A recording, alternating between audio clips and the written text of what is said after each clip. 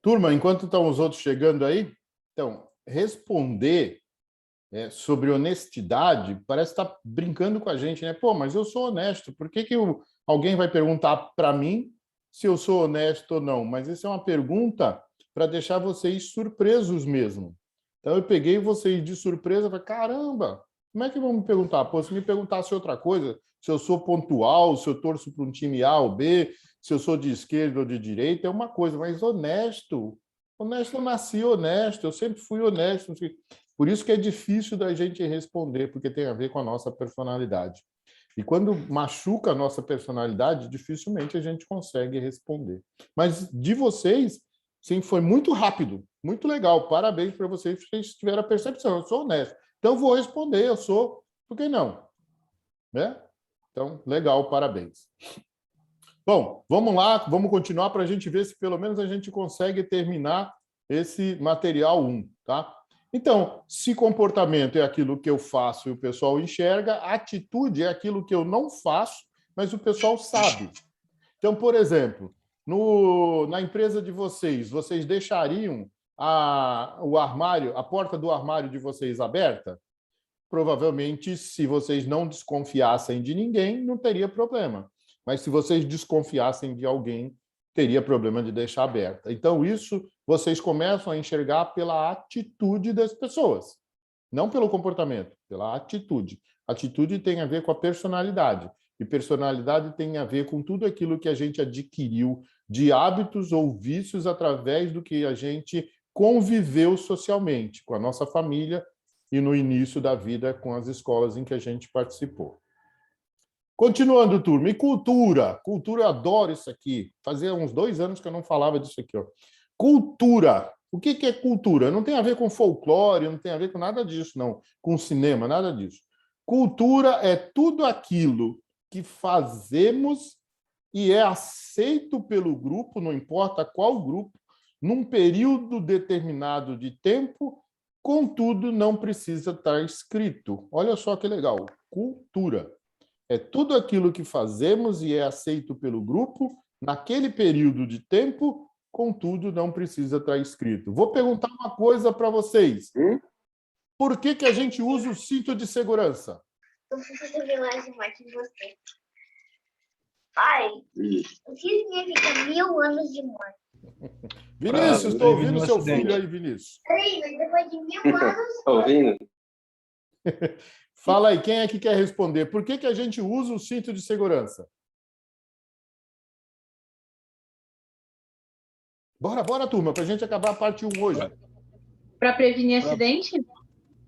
Isso que eu ia falar agora. Guilherme, Lara, para prevenir acidente. Quem mais?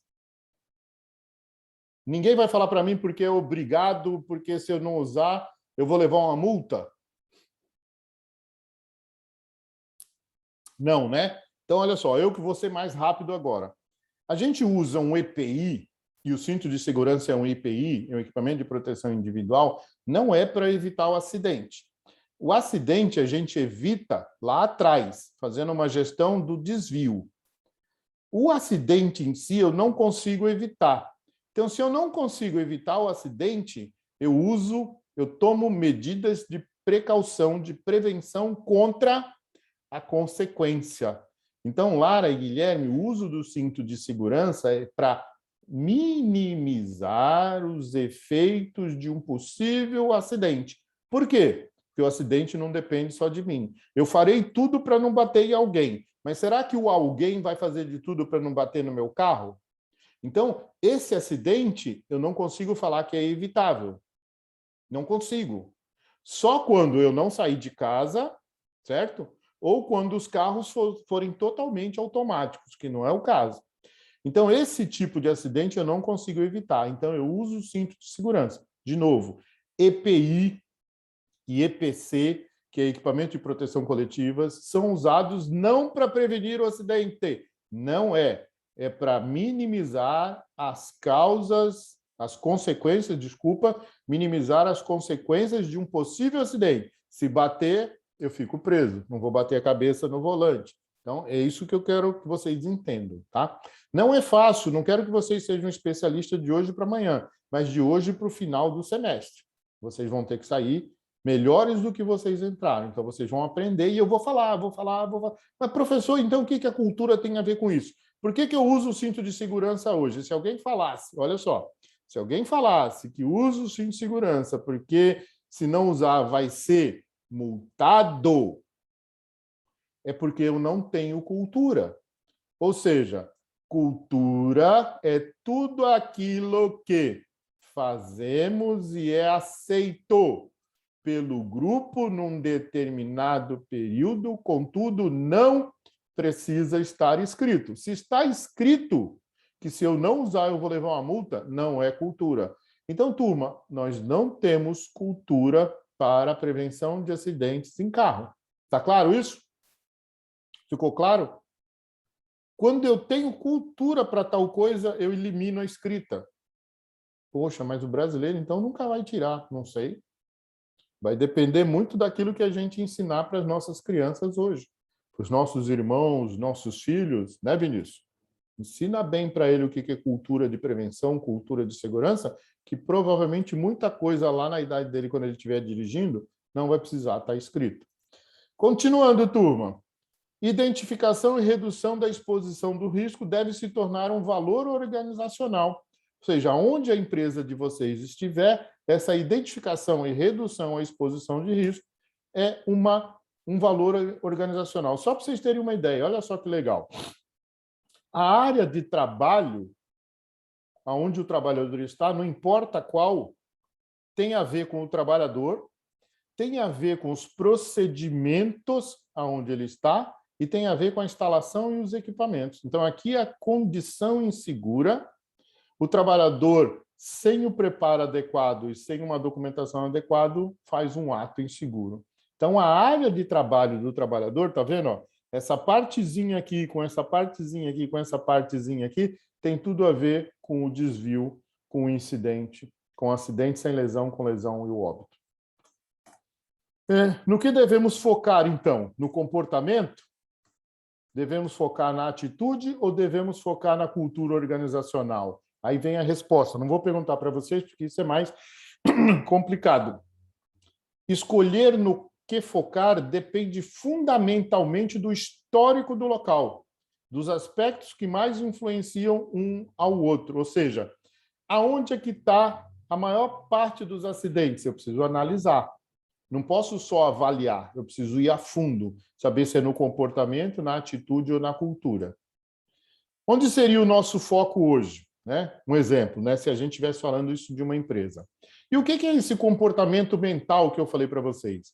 O comportamento é o que podemos observar e mensurar, certo?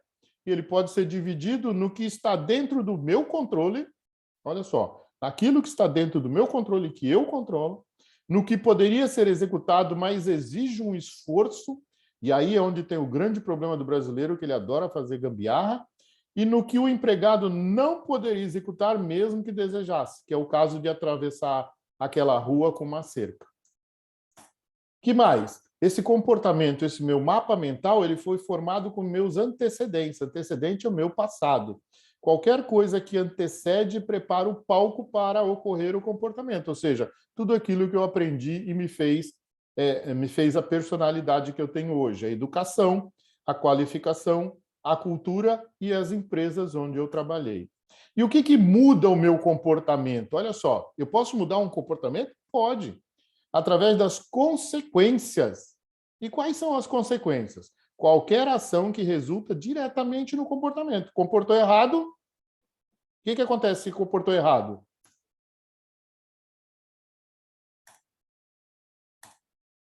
Punição. Vamos lá, turma. O que acontece se o comportamento é bom? Reconhecimento. E o que acontece se o comportamento não tem nada? Retroalimento. Dou um feedback e falo para ele que ele precisa melhorar. Ou se ele fez alguma coisa, eu vou lá e retroalimento que ele precisa melhorar naquilo que ele fez de errado. Penalidade é uma última das consequências. Olha só que legal. Turma, finalizando a parte 1, olha só, finalizando a parte 1, praticamente a gente já tem aqui condições de passar para vocês algumas perguntas que vão cair na ATD1, ok? Beleza? Então, vamos lá. quais são as diferenças entre administração, gerenciamento e gestão? Segunda, quais são as diferenças entre gerenciamento e gestão de risco? Aqui é de uma forma geral, aqui é específica para risco. Quais são as diferenças entre avaliação e análise de risco? Desci mais um pouco. Qual é a diferença entre perigo e risco? Conceitue o risco versus o nosso cotidiano, nosso dia a dia.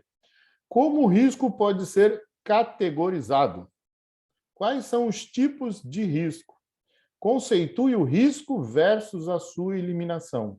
Conceitue a cultura versus o risco.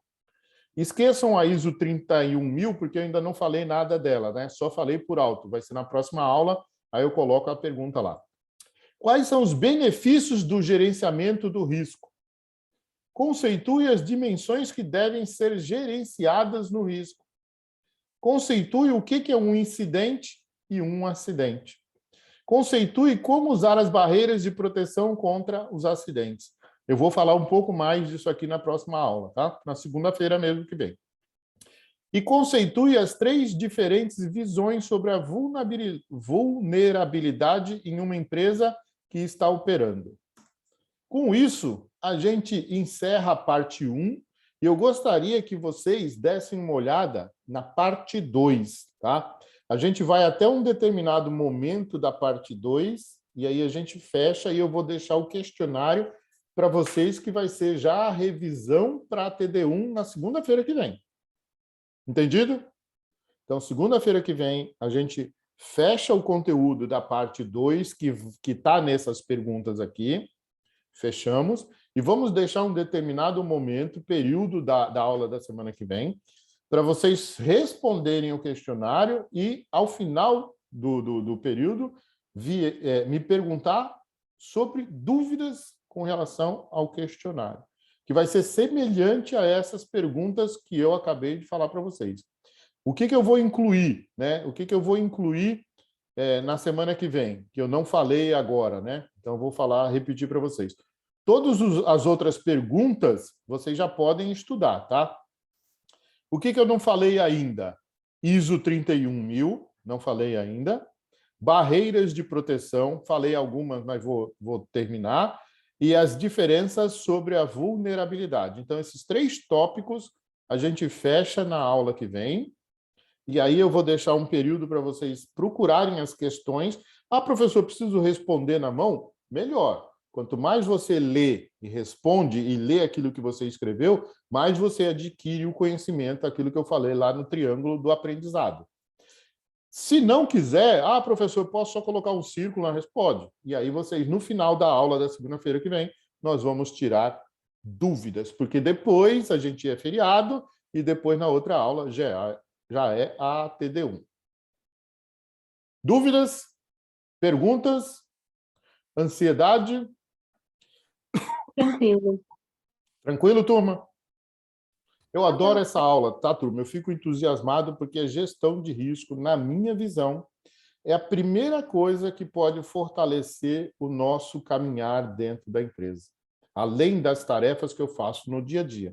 Mas subir os degraus da minha empresa é trabalhar na gestão de risco da minha empresa. Trabalhar, o que a gente vai ver, é analisar as causas imediatas, básicas e propor soluções, tá? Não é só ficar indicando o dedo. Fulano fez isso, fulano fez... Você vai ser chamado de dedo duro. É trabalhar essas ações de tal forma que você faça um plano de ação e entregue para o seu chefe. Está aqui o plano de ação para evitar acidente. Gratidão pela presença de vocês. Até quinta-feira na nossa próxima aula. Boa noite, professor. Obrigada. Boa noite. Até a próxima. Boa noite, professor. Boa noite.